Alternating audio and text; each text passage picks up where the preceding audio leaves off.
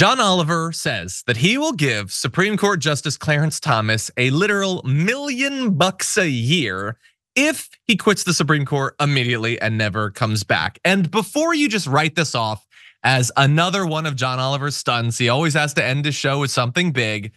I want you to stop and really think about how much evidence has been presented to you over the past couple of years for how much Clarence Thomas likes money, particularly money that he doesn't have to earn. He really likes it. And so could he possibly take up John Oliver on this offer? We're gonna debate that. But first, here are the details on it. As I said, $1,000,000 until either Clarence Thomas or John Oliver dies, but he does have to step down from his post immediately, and he only has 30 days to respond. But also, John Oliver is throwing in a brand new $2.4 million motor coach that's outfitted with a king-size bed, 4 televisions, and a fireplace. And you can see a photo from the show of him standing in front of it. I've watched this episode now. By the way, HBO is blocking them from posting John Oliver episodes on YouTube for like 4 days. Hate that. I get why they're doing it, but anyway, you kind of have to now have HBO to be able to see it. It's a great episode, great takedown of Clarence Thomas. And a really appealing offer. Like, it's $1,000,000, Raivana. It doesn't seem possible that he could take it, but what do you think?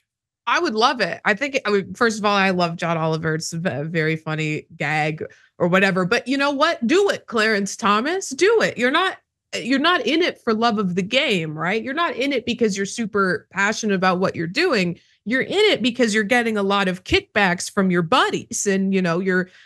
Some of your buddies happen to be huge fans of Hitler.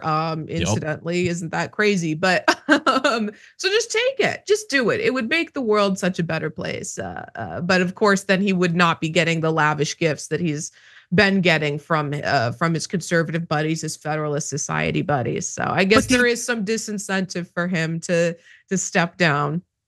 Well, as John Oliver says in the closing of his show, if they're really your friends, they'll still be your friends after you leave the Supreme Court. But does he need the $25,000 busts of historic figures?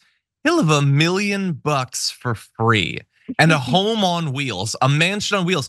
He can literally get in that thing and just drive until his heart finally pops. He never has to work another day of his life.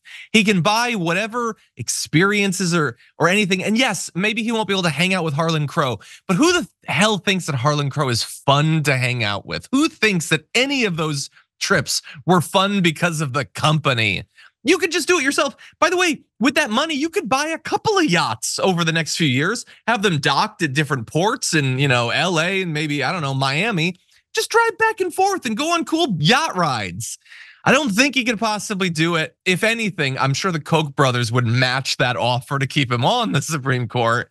But I love the way John Oliver brought attention back to the corruption of Clarence Thomas. I really appreciate that.